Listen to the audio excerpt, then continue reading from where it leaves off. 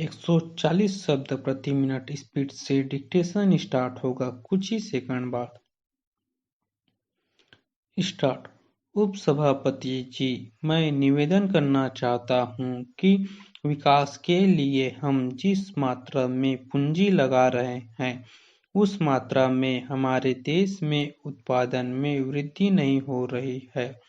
लोगों की क्रय की शक्ति बढ़ रही है लेकिन उसके अनुसार बाजार में माल नहीं आ रहा है। मैं यह भी कहना चाहता हूं कि इतना कहना ही पर्याप्त नहीं होगा कि मूल्यों को कम करने के लिए उत्पादन बढ़ाना आवश्यक है। यह ऐसी चीज है जिसमें किसी का मतभेद नहीं हो सकता है। देखने में यह आता है कि सरकार की नीतियां मूल्यों को बढ़ाने में तो सहायक होती है लेकिन उनसे उत्पादन में वृद्धि नहीं होती है। मैं चाहता हूं कि इस बात पर गंभीरता से विचार किया जाए कि माल को इधर-उधर ले जाने में जो किराया देना पड़ता है उसके कारण मूल्यों में वृद्धि होती है। मुझे आश्चर्य है कि वित्त मंत्री ने अपने भाषण में यह तो कहा है कि मूल्य वृद्धि से उन्हें चिंता हो रही है, किंतु मूल्य वृद्धि को रोकने के लिए कौन से कदम उठाए जा रहे हैं, इस संबंध में वित्त मंत्री अपने आप में भी स्पष्ट नहीं है। मैं उनके इस कथन से सहमत नहीं हूं कि थोक मूल्यों में करीब 8% की वृद्धि हुई है। साधारण लोगों का जीवन बाजार भाव से चलता है। मुझे आश्चर्य है कि उन्होंने अपने भाषण में एक वाक्य ऐसा कहा है कि जिसका प्रयोग दूसरी जगह भी किया जा सकता है। पैरा। अपने बजट में वित्त मंत्री ने विदेशी पूंजी को अधिक मात्रा में निमंत्रण देने की बात कही है। आज हमारे देश के आर्थिक विकास की जो स्थिति है उसमें बिना विदेशी पूंजी के हम नहीं चल सकते, लेकिन विदेशी पूंजी बड़ी मात्रा में देश में आए इसके जो खतरे हैं उनको आंख से ओझल नहीं किया जाना चाहिए। यह बात अभी तक स्पष्ट नहीं है कि हम जो विदेशी पूंजी देश में लाना चाहते हैं वह किन शर्तों पर लाना चाहते हैं। उद्योग धंधों में कल कारखानों में विदेशी पूंजी का जो हिस्सा बहुत कम है वह बात वित्त मंत्री ने कही है।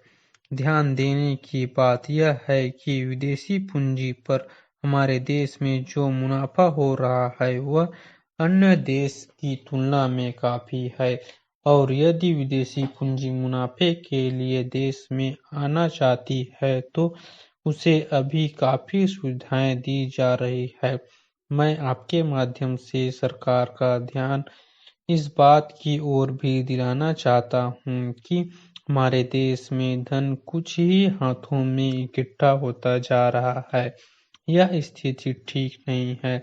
सरकार को गंभीरता के साथ इस समस्या पर विचार करना चाहिए और यह देखना चाहिए कि हमारे देश का धन कुछ ही पूंजीपतियों के हाथों में न जाने पाए।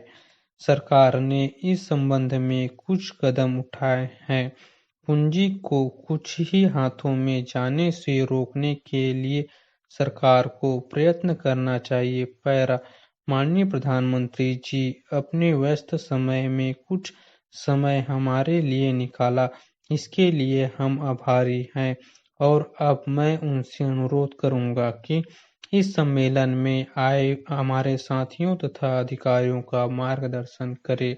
पैरा। गृह मंत्री जी के स्वागत भाषण के बाद प्रधानमंत्री श्री राजीव गांधी ने दृढ़ विश्वास भरे शब्दों में सम्मेलन में उपस्थित अधिकारियों को संबोधित किया।